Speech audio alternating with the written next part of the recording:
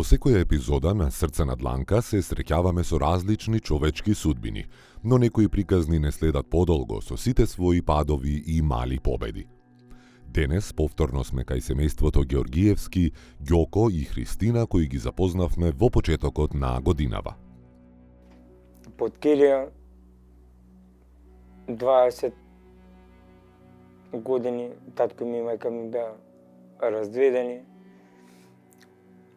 Од кој можам да кажам, нели поради тие имотно-правни односи го губи станот. Свекрва имаше многу долгови, кон брзи кредити, извршители. Дојде, закаснувавме со кирија, струјата веќе ни се собра нови сметки, почнува деца ко деца си барат, да имат дома за јадење. Најпрво, кога почнав да работам, возев такси, после тоа ми се отвори можност да возам комби или помал камион во Швајцарија. Ние сме овдека под Килија, мајка ми ги подмирува трошоците за килијата и нешто што ја останува од платата, нели ќе купи за јадење. Во повеќе наврати братучет ни има донесено, да не претерам, овие 4 месеци, а мислам дека 90% од храната што ни ја носи он, преживуваме од него. Нивната тажна приказна ни го скрши срцето и нам и на секој кој ги виде и слушна. Зошто Ѓоко е човек кој ја изгубил светлината во очите тогаш кога имал најголеми планови. А Христина, неговата сопруга, е млада, болна и оперирана, но секогаш со тивка надеж во гласот. Кога ги запознавме, живееја под кирија со 3 мали деца без сигурен покрив над главата, болни, невработени и со товарот на животот врз нивните рамења. Преку ноќ се деси да го изгубам окото и од тогаш животот ми е многу тежак. Дознав кога Ѓоко ми се јави на мобилен и ми каже дека веќе не гледа. Тој период беше тежок, ама моравме се бориме. Се што имавме дома, што ни вредеше, го дадовме за да го спасиме него. Во меѓувреме, со погрешна терапија, од болница дадена, Ѓоко почнал ранево самите очи да се проширува и да се создава поголеми. Дамјан, најстариот син, сега е второ деление, можам да кажам дека за негови години ја сака математиката. Пробуваме да решаваме задачи, меѓутоа јас не можам да видам ништо е напишано, ниту да му помогнам, ниту што се вика да повежбаме, да му напишам некоја реченица за или да ја прочитам.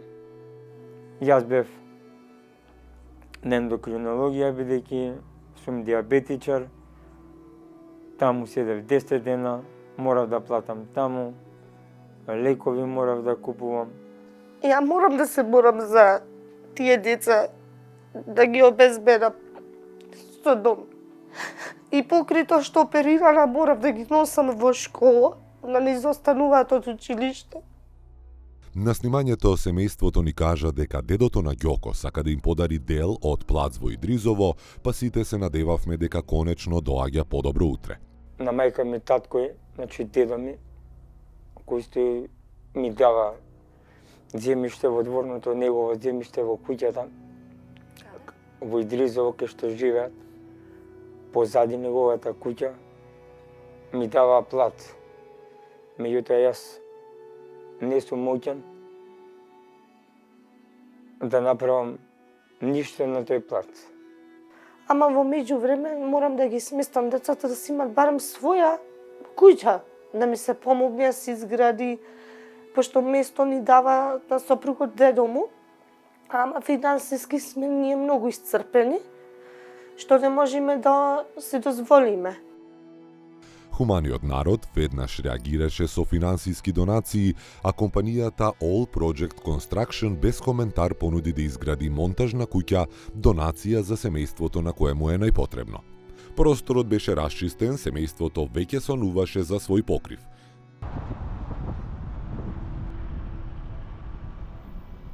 Да, ова е плацот што го дава дедото како донација, да, дедото на Ѓоко, за да се изгради куќа. Треба да се среди, да се документи, да се исчисти, каде што треба потполнување на земјата заради тоа што во случај на дождови да станува како поплава. А дали се решени тие земени потписи на нотар дека сите роднини се согласни и дека нели се на нотар чисто? Дедото е моментално во болница и сопругот е во болница, ни дадоа документи од умреница од таткото на дедото и мајката и катастарски имотен лист ми дадоа и решение. Значи сите се согласни, нема некој да успорува, никој. Значи дозволено. Сите заедно одлучивме дека таа куќа, со оглед на тоа дека ќе се гради на веќе постоечки плац, треба да припадне на ова семејство. Но животот повторно им сврте грб на овие млади луѓе. Дедото набрзо почина, а тетка му на Ѓоко се предомисли и не му дозволуваше веќе да гради во Идризово со закана дека ќе му бара дел од куќата. Тогаш настана нов проблем и нова неизвестност на ова веќе безпомошно семејство. Јас отидов на плацот каде што ми беше доделен од страна на дедо ми. Ние го чистивме плацот, но после тоа се појави проблем од мои роднини кои беа против тоа да се изгради домот за моето семејство. Но приказната не застана тука. Љубовта на блиските, подадените раце и хуманоста донесоа нова надеж во селото Ржаничино. Таму, на нов купен плац, со помош од сестрата на Ѓоко, роднините и донација од фирмата Два брата за постаментот, започна да се гради новото поглавје.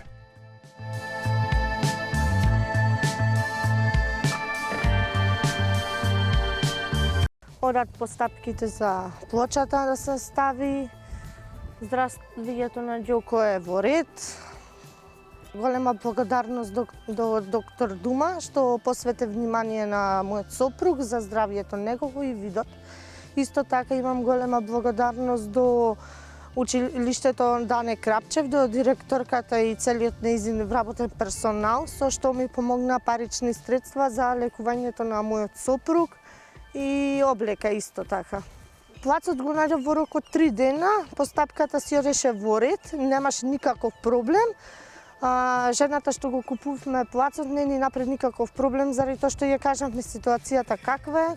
Сигурно и ве гледала, веќе и ве препознаваат, бидејќи бевте често на малите екрани преку Срца на дланка. Да, и жената ни го префрле, со што одеше теки с платата. Немаше никаков проблем во таа процедура. Да, документите имам уверени, да, на име на мојата свекрва, заради тоа што ние сме социјален случај. Гледам дека таа ситуација ќе има среќен епилог, со што благодарам на iCrowd платформата, на хуманиот народ, гестот на народот кои ете донираат за секој семејство. Благодарност до Кристијан Дума кој се грижеше за моето здравје. Значи, овој е целиот 300 метри квадратни, со што напред имам тераса. Сакате да има и терасичка? Да. Да има. Пас. Со што од темелот натаму метри и пол останува тераса, на другиот дел е делот за домување куќата. Од левата страна имаме салон со кујна, во средината ни е влезот на куќата, имаме ходник, копатило и една спална соба и 2 детски соби кои доаѓаат од десната страна на постаментот. Да, конечно што сонот што го чекавме долго време ни се остварува после толку напори, напнатост, нервоза. Да. Кога сме кај куќата на Ѓоко, постаментот е 9/8, со тоа што Ѓоко и Христина планираат и мало дворче од некои 15 на квадрати. Значи тука тераса. ќе биде, да, 1,5 на 8 ќе биде на стрешница некоја пред влез. Друго ќе биде ќе имат според скицава. Да, значи ние ги правиме, значи готови ѕидови правиме кај нас и доаѓаме ние со готови ѕидови тука. Значи се поставува за 3-4 дена му поставуваме кров. После тоа се поставува електрика, вода во тие работи внатре и ние тераме после со фасада од надвор. Плановите започнаа и денес сме токму тука, на новото парче земја каде ќе се роди новиот почеток за ова семејство. Джемо ни објаснува како ќе тече процесот на изградба кој се планира да заврши за само 15 дена. А потоа Ѓоко, Христина и нивните дечиња конечно ќе се преселат во својот нов дом и ќе почнат да го живеат сонот што долго време им беше недостижен.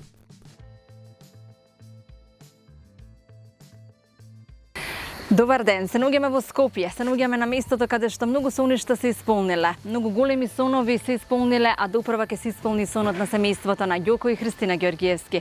Брачниот пар со 3 мали деца кои што нема покрив над главата, но благодарение на донациите на народот и хуманоста на Джемал од All Project Construction, токму ќе се исполни сонот и на ова семејство. Денес сакам да ве запознаеме со работата што тие ја прават и со почетоците на градбата на нивната куќа. Затоа ќе се обидам да го пронедам Джемал и да дознаеме детали околу постапката и процедурите на изработката на куќата на Ѓоко. Добар ден! Добар ден, добро дојдовте.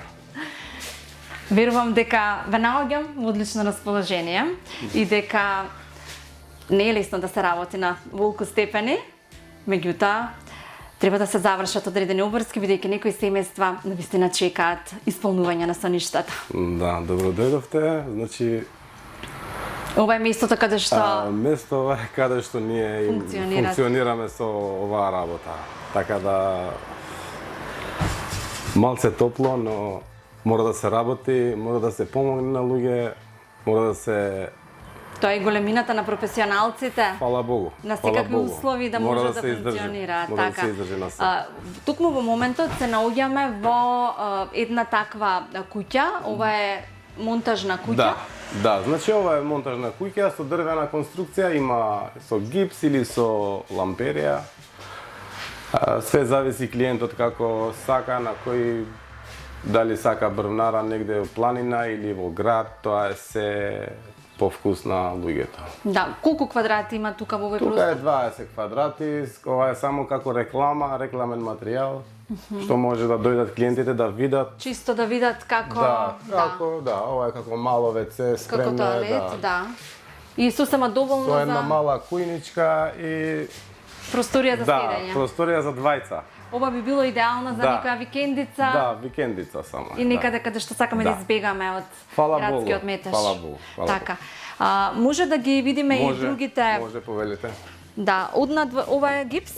Ова е со гипс, дрвена конструкција, ОСБ па гипс. Ова веројатно ќе биде слично вака и кај Христина. Слично вака ќе биде и кај Ѓоко и Христина, значи од внатрешна страна ќе се стави ОСБ па гипс, од надворешна страна ќе се стави изолација демит фасада, може да видите од надвор.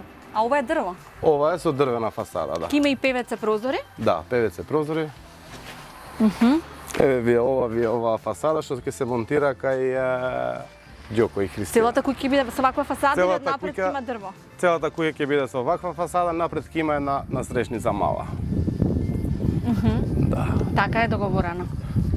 Со тоа што така е, пошто таа квадратура, ова е голема квадратура што треба да се направи од надвор целосно, пошто дрво не личи на оваа куќа, поубаво би било да се стави фасада демит. Дрво подобро веројатно на планина, на планина е дрво, да, така? Да, како за викендичка. Ова е друга куќа Ефрем. Ова е едно од најбараните оваа година. Да, ова е од најбараните за оваа година, па мислам дека и утек на години веќе идат многу. Но уште не е направена, од што имаме работа, не можеме да стигнеме да ја средиме нашава куќа. Овие се викаат А-куќички, така? А-фрейм, да, се викаат. 45 квадрати е ова мала куќарка, што една мала спална со тераса. Внатре останува вака, па после клиентите ги средуваат дали сакат гипс или ламперија внатре, они си знаат. Тоа по избор на Да, клиентите, да, така? да, Ова во да. моментов што материјала? Ова е USB табла. Аха, ова е Што, USB. да, ова е USB табла. Како може да видите и тука, ова е внатрешна изолација што се става, 10 сантинска изолација, помеѓу преградните ѕидови, па после се внесува USB табла. Да, па на тоа после дали сакат гипс или сакат ламперија, они си Тоа е сосема доволно за да биде топло во зима и да држи Значи и на кров има изолација, и на преградни ѕидови, на ѕидови на дворешни, гледате и сама дека колку е свежо внатре. Без прозори уште не се ставени прозорите. Да, забележав, нема никаква нели клима, а е баш пријатно. Нема клима, пријатно е, да. А надвор видите колку степени е, Па така да. 40 претпоставувам. Да. Ова би требало да биде Мала WC, кујна една мала, тука скали има, една дневна мала. Тука е за дневната, тука е за една кујна. спална горе може да се изведува и тоа е тоа. Така. Ова е мала квадратура само за реклама. Да. Ова е 30 на квадрати, така? 45 квадрати е со се горе. А, со се горниот Да, простор. со се горниот простор, пошто има една мала тераса. И да ви објасниме и за куќата на Ѓоко, спремна ни е нас за Почнавме, монтажа. ние сме тука Да. токму за таа куќа, Да. иако јас сакав да ги запознаеме ете на веќе направени нели до некаде куќи, како Да, би изгледале тие, Значи иако ќе ова е, видиме. ова е куќава што треба да се прави за конструкција. Ѓоко. Конструкција само, па после здравиот понеделник почнуваме со монтажа. Од утре почнуваме со монтажа. Да. Денеска сме токму на плацот да Да, видиме. тука му е влез, како што е по проект, како што е направен проектот. Една Јас мала веќе замислувам спална, како таму ќе изгледа на лице место. друга мала, исто тука ти е спална, WC, ова ти е целодневна. Да, ова е целодневна куќа, така да Оставам дека од тука ќе напред. биде Да. креветот. Па тука сега тие си Тука знаат како, телевизорот. да, телевизор, Јас кревет. кажувам за мене како би наместила. Да, после напред има таму една мала настрешница за да може да излезат да си пијат кафе надвор. Да бидат задоволни и тие. Ова ќе бидат детските соби. Тука се две мали детски, една е поголема малце, WC, кујна таму и дневна е ова друго. Дневен простор. Да. Да. Ова е конструкцијата, почетокот. Ова е конструкцијава, да. Значи се почнува со оваа конструкција на лице место, само се дига оваа конструкција и се почнува се заобиколува со ОСБ, па со фасада, прозори и ред други работи. Утре ова се носи директно на плацот во Ржаничино. Да, утре се носи здравиот понеделник, се носи во Ржаничани што ќе почне да се монтира оваа конструкција. Да. И потоа што е следно? Ова го монтирате Се на монтира постаментот? ова, се поставува кров горе, па после тоа идат ред други работи. Ке се стави фасада, ке се стават прозори, настрешницава надвор, па после влегуваме внатре со електрика, водовод, тие другите работи што треба да се стават. Да. Од прилика колку се очекува денови да трае Па тоа? мислам дека едно 15 дена би завршиле се комплет. Да сме здрави и живи, времето да. е малце топло, но Вие давате 15, ама јас верувам дека ќе биде и за пократко. па мислам дека ќе биде и пократко, но ќе видиме пак. Пак ќе видиме како ќе не држи времето. Све како времето, ако е многу топло, па не може да седиме надвор. Да, Мора да се одмори сад. Тоа е подобро да се почне порано, па да Па се порано да заврши се некаде. почне, да. Ќе видиме сега таму како ќе идат постапките, ако иде конструкцијата како што треба, другите работи идат. Има некогаш да не оди нешто? Па има Кои се има причини? денови што не оди џабе, цел ден ќе работиш, ништо не можеш да постигнеш. А зошто? Што е Па причината? така, значи не е само еден, значи имаме 12 работници што треба едниот не му иде денеска џабе. А како велите не би удела конструкцијата? Не, конструкцијата оди, но денот можда не им е на луѓето, на работниците, што тој ден. Јас верувам ќе биде Да. се во ред и дека најбрзо што може ќе ја направат. Па се надеваме и ние да ја завршиме што побрзо, пошто не чекат и други проекти. Да, сега е се одмори, За нас одмори нема. Мора да се работи. мора да се работи. Мора клиентите да бидат задоволни. За тоа сме овој пазар. Така, цената ви е навистина пристапна и можам да кажем најефтина на пазарот, 250 евра по метар квадратен. Моментално е 250 до крај на годинава, после тоа се зголемува ценава, пошто стварно немаме, ние работиме све со австрийски греди, така да немаме никаков рачун више да се работи со таа цена. кој фатил термин оваа година, фатил. Кој не здраве друга година ќе биде. Па може да им не се дадеме знае. апел, кој има план, нешто да гради, да прави. Тоа е тоа. Кој има план, ние сме веќе 12 години у Пазаров, така да не знаат многу луѓе низ цела Македонија, пошто сме граделе сегде низ цела Македонија, така да сите клиенти се задоволни и препораката е многу подобра кога се со препорака него со реклама. А што ќе им препорачате на на семејството кои што ќе добијат куќа, на сите оние? Значи ние сме направиле таа куќа од душа, што сакаме да им помогаме на сите луѓе. Значи не само на Ѓоко и на Христина, но можда ќе има другава година уште некоја куќа што треба да помогнеме. Не е никаков проблем тоа. Од наша страна убаво да се помогне на луѓе. Све зависи, пошто има луѓе што не сака да помогнат, но Ете, пак апел да бидеме хумани, да бидеме емпатични, тоа е кој може, најбитно. колку сака. Тоа е најбитно. Колку можеш, било каков да, начин да 100 евра, 100 евра, нека донира за луѓе што немаат куќа, пошто нормално. И Јас тие верувам имат дека не само Христина и Ѓоко, а знам дека тие целиот живот ќе те благословуваат, ќе бидат фала од благодарни нивна страна, и да. ќе Фала. направите многу луѓе среќни. Ви благодарам што постоите како фирма и ти како човек кој што имаш Фала навистина многу, голема фала и срце. од ваша страна, од ваша емисија. Ние сме тука увек за вас, ќе ви излеземе увек во сусрет кога имате некоја мака за куќа. Ти благодарам Да, многу. фала ви многу. И верувам дека сонот на Ѓоко и Христина ќе биде за кратко. Ќе почне од понеделник. Ќе се гледаме. Да, се гледаме.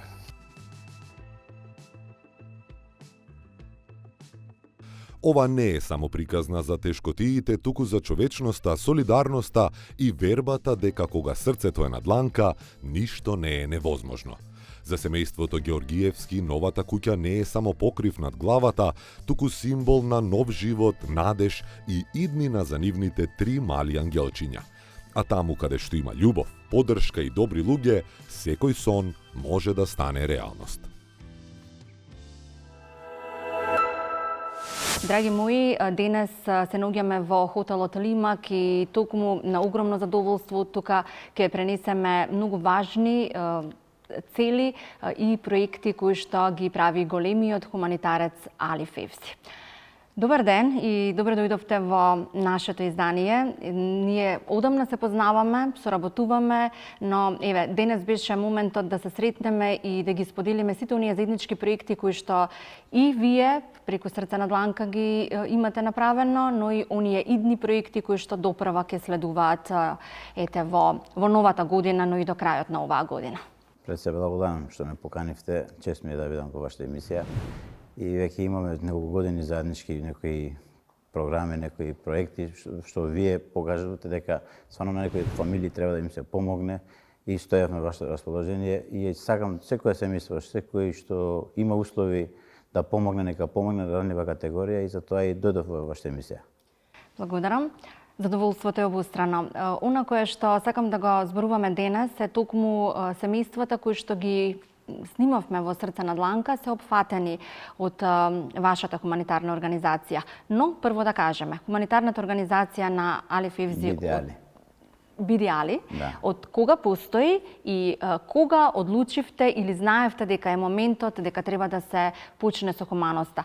Целиот живот сте хуман и пред организацијата помагавте или имаше некој пресуден момент за тоа да го направите? Значи, ние фамилиарно, татко ми и дедо ми сме веќе хуманитарни во Македонија и во Скопје, но мене ми се случи и семејството пред 10 години, точно сега ќе направиме 10 години на 21.11, што имавме големиот пожар и од тогаш, кога бев скоро 2 недели во токсикологија во кома, и од тогаш реков дека чим Господ ме создал и ме оставил да бидам жив, од тогаш почнав да помагам и се надевам дека ќе до последниот див во моето живот, во моето тело, ќе помага на раннива категорија.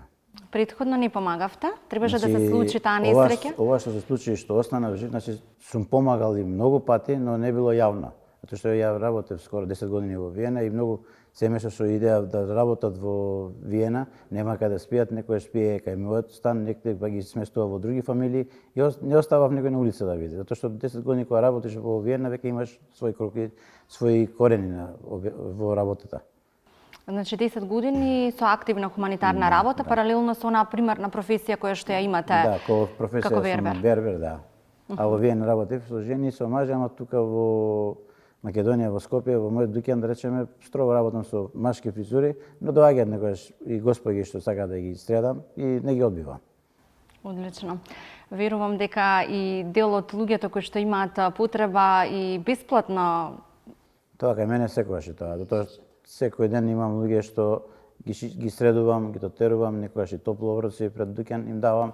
Значи секој што ќе дојде во мојот дуќан и може и сами да ги гледате во мојата видео или групата, дека хуманоста не само што го правам, не дека ми е реклама тоа, сакам да направам голем поттик на луѓе да се обединат, да се помагаме еден на друг, затоа што видовме веќе во Македонија се покажува дека тоа што го направив е благодарност и од народот и од хуманите луѓе, што еве вчера имав една ситуација, човек беше избркан од дома со исечена нога, со ампутирана нога, на ова зимско време се јавив до господинот, може да го заменик министер за труд и социјала господинот Кјоко Велковски, му се јавив да го замоли да го знаме лично од Чаир, го замоли да помогне, пушти екипа, го собра, го однесува во Чичено село. Тоа ми беше еден голем поттик, не само заради мене, дека многу луѓе што ги видиме во улица надвор, да им се помогне, тоа што не знаеме утре како паднале, може некој друг да падне во таква ситуација. Сигурно многу помирно и поубаво спиете кога ќе направите како вчера такво дело. Бога ми, тоа нема цена за тоа, затоа што хуманоста треба да беше во душа и во поттикот и во покажувањето не само пред луѓе да ја ќе го направам, туку направи некогаш и тајно, ама направи го, не го остави некако да остане без леп или без било зошто. Она кое што сакам сега јавноста да ја запознаеме е кој беше вашиот прв хуманитарен проект? Како започнавте? Која беше прва хуманна цел? Поттик беше, значи тоа беше како нешто од Господ тој ден да се покаже, кога беше време на корона, кога продав мојата лична кола, BMW си имав джип, ја продадов за хуманитарни цели, за ранлива категорија на народот. Луѓето ми се збунеа, ти си нормален во ова време да продаеш кола во време на корона. Ако реков, татко ми покојниот ми помогна, тоа што имав два джипа, имав едно да рече продај го, вика чиме така се направил, вика се останал жив во тие 10 години што се заработил, си имал пак и да ќе врати Господ и така почнав, поттик имав, дај на ова семејство, дај на тоа семејство, на време на полични час трчав да стигнам порано, да не затварат улици, сум возел некојаш и може да некој ќе каже некој полицајски каже, сега го кажува што него сум возел побрзо само да стигнам да не на време да нема полички час. Значи првите хуманитарни акции ги правевте од сопствени пари, од сопствени средства? Да, значи мој поттик беше од сопствени пари, после луѓето се јавува, али отвори вака, направи сметка, отвори да помогнеме ние, да направиме ние, да помогнеме. И веќе јас немав што да правам, имав еден новинар од тогашното време, дневник беше, тој господин Бранко ми сликаше со тие 3 јатрви што ми доаѓаат од дуќан, со 8 деца, тоа тие 24 деца се, и тие беа, тоа време без татковци беа во затвор, и нема кај да одат, и ми доаѓа од дуќан ме тропаа. Ги гледаш за нигде, немаат ни облика, немаат ништо, ја тогаш почнав со нив да помагам, тој ме вишол, ме сликал, и после, ај може уште една слика со тебе јавно, ај викам јавно, и така почнавме после. На слободен печат го имаше. Да. Така се прошири на социјалните мрежи, вашето име, а потоа и низ цела Македонија. За време на короната започна да се емитува и Срце на дланка и тогаш обслужувавте неколку семејства кои што се емитуваа. Се сеќавате ли? Значи, една емисија што имавте во ваша страна која ми пративте дека сега може и тие знаат и самите, во Решани кога беше на фамилија дека немаат ни храна, немаше ни бурек, не јадел детето, тогаш вие го објавивте преку вас, ја земав објавата. Во Зеленикова? Во Зеленикова, Решани, да, што беше. И тогаш отидовте, значи таа куќа ја изреновиравте, ја направите со пела техника, сите работи, кога отидов да видам дека тоа што го ветивте, го исполнивте, и тие деца да се изнадија со мене, вика, али, вика, многу помогна, викам, ја не помогнав, хуманитарноста Господ ви помогна, викам, и ви прати луѓе да помагат. Како помогнавте на тоа? Со што помогнавте?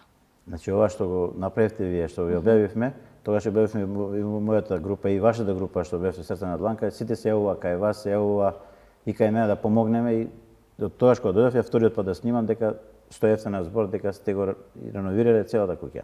Тоа се виде. И со апарати, И со апарати, и со скали, што беа надвор све. И ден денеска, кога ќе поминам некојаш ќе застанам, се заблагодарен од ваша страна. И плюс имаше еден случај, колата немаше тој кола, дечкото, татко му даеше на детето, и од целото собрале пари му купија кола и на него, за да може да се развие, затоа што имаат дете што имаше со некој посебен болест. Со епилепсија. Епилепсија, да. Да, добро се сеќавате. Да. Но имаше и на многу други случаи. Случајот во Ова Секулица. во Скопје беше блиско и идем од мајка ми е потекло од Зеленикова. Емотивно ве влечеше да помогнете. И како бегова фамилија сме ми од Зеленикова и тогаш татко ми и мајка ми кажува многу пати за Зеленикова и затоа и ми даде поголем поттик да помогнам во тој дел на Скопје. Но тоа не ве спречува да ни помагате надвор од Скопје. Значи, јас благодарен пак ќе кажам до Екологисти Карго, што ми дава голем поттик да помогнам со нивните карго услови.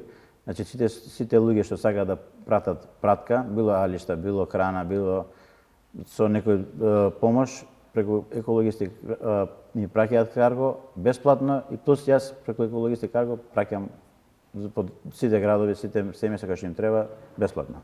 И благодарен ми дадо еден голем простор во магазиниве, кај што сега веќе можам и алишта да ги оставам таму и бела техника оставам таму. Каде ви се наоѓа магазинот? Магазинот е во автокоманда. Сакам да се заблагодарам до Игор Гешовски, што е директор на Екологисти Карго. Да, ние и постојано и со таа компанија имаме соработка и исто така нели се испраќаат на социјалните семејства, бидејќи тие немаат средства да го платат каргото. Се испраќаат пратки. Многу ретко такви луѓе хумани се појавуваат. Ја би сакал да кажам, пак ќе кажам, можда некој ќе ме критикува дека во Македонија 10% живеат во тие 90% што може да очекуваат, од тие 10% може да ги нахранат тие 90% во Македонија. Сакате да кажете 90% се сиромашни? Да, 90%. А 10% луѓе што се мокне 10% во Македонија, што можат 90% во Македонија да ги нахранат без никаква помош од државата да попарат.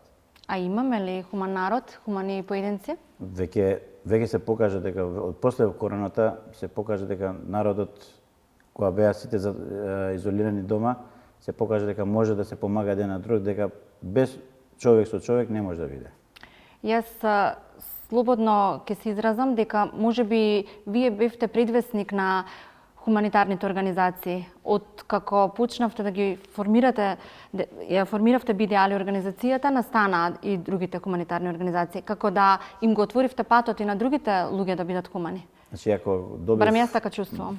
Кога добив награда за машна година на социјални мрежи, тогаш кажав јавно дека не само Али, и Аци, и Владо, и било кој некој да се отвори, да помогне во Македонија, затоа што има доста семејства што се ранливи, каде што не ги гледаме ние, што се срамаат да побарат помош. Пак ќе кажам, во Труд и социјала, Министерство труд и социјала, нека инспекториве нека ги поминат, нека ги не гледаат во семејства кои што живеат, како имаат услови, некои има со 2 дена не јаделе, не пиеле, им се празни фриждерите, никој не ги гледа, не ги следи. Тоа треба да поминат да видат. Знае. Можеби ете ваквиот начин на живот и наталитетот е во стагнација токму поради ваквата социјална положба во која што се наоѓа Македонија. Тоа е, да, се гледа и самите. Се плашат да влезат во брак, да создадат семејство. За жал, во мојата организација, семејство што ги помагам, се повеќето ранлива категорија, повеќето семејства се разведени, што нивните деца некогаш не знаат на која страна додете, не по мајка или по татко страната и остануваат на место некогаш на лоши патишта, ги гледаме сите млади како некогаш остануваат паѓаат во затвор или па ги гледаш починале без услови, починале без влегли на некои лоши патишта. Но тоа што ти кажува, владата и Министерството труд и социјала мора да земе некои мерки да види зашто се разведуваат семејствата и да им дадат услов да не се разведуваат, да ги носат на некои едукации, дали некоја што им треба, дали финансиски, дали психички некои проблеми се имаат, но да дадат некоја мерка да не се разведуваат. Тоа ми е мене поттикот и ја кога ќе видам дека семејства се множиле, не се разведуваат, децата не им паѓаат во лоши патишта, тогаш не само ја, било кој да е во Македонија ќе се израдува. Навистина има се уште многу ранливи семејства, посебно самохраните мајки, многодетните семејства, тие ќе бидат и поента во оваа пета сезона на Срце на дланка.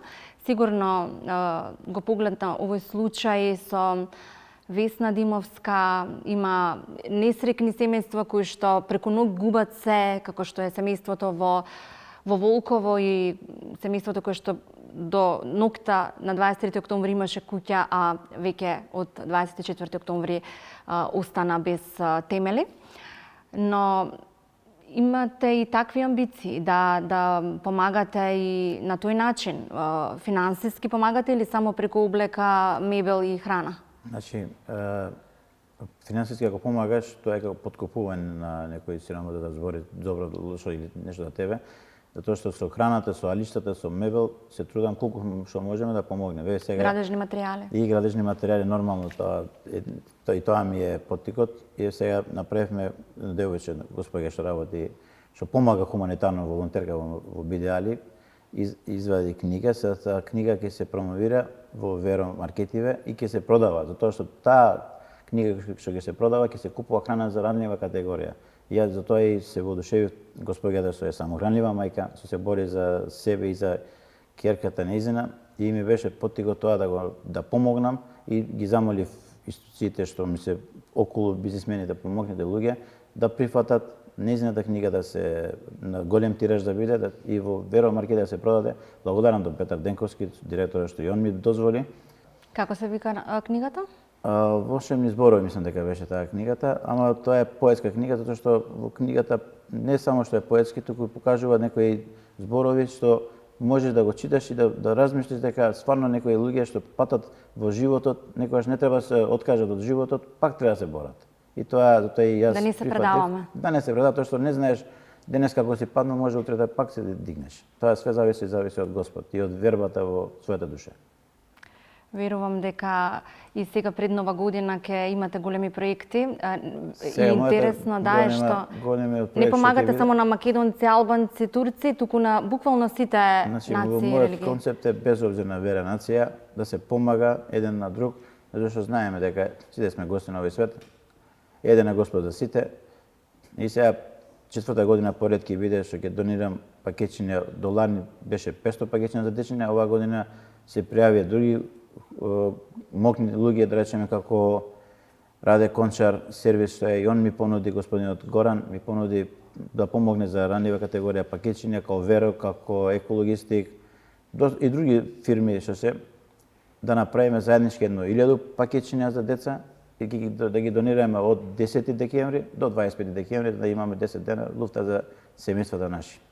Веројатно и нашите деца од Срце на дланка може семејствата кои што сме ги презентирале. Во мојот концепт не само што се од Македонија, веќе имаме и од Украина што се дечиња што се во Македонија, што ми бараат да им помагаме и на нив им даваме пакетчиња. Скоро 3 години поред им даваме, донираме пакетчиња за нивните дечиња, тоа што знаеме дека и тие се деца избегали од рат и на нив им помагаме колку можеме. Да, посебно мислам дека хуманоста најмногу треба да се разбуди во овие зимски месеци, кога е ладно, кога на секој му треба топла постела, топол оброк и верувам дека ќе има и такви проекти во иднина. Се надевам дека ќе останам, ќе терам понатака и ќе има голем поттик од луѓето да исполнуваат и други хуманитарни организации, не само ја да видам погледано по ова, туку сакав да кажам дека да не оставиме комшијата, роднината, било познат, непознат, да му помогнеме, ако гледаме дека пружил рака, да му се помогне. И не само на луѓето, така може и на милиничина, на животни што се на улицата, и тие се души, тие смрзнуваат на улица и на нив да им помогнеме, на кучињата, на мачињата. И на милениците, да. Одлична поента, јас немам ништо да додадам, освен продолжете со оваа хумана работа, на вистина, правите големо дело, како што започнавме, дека добрината не се раѓа од големината, туку големината од добрината. Може да зборуваат кој што сака, сепак ние треба да се грижиме, да бидеме хумани, добри, секогаш со емпатичност, бидејќи нашето малку никому може да значи се.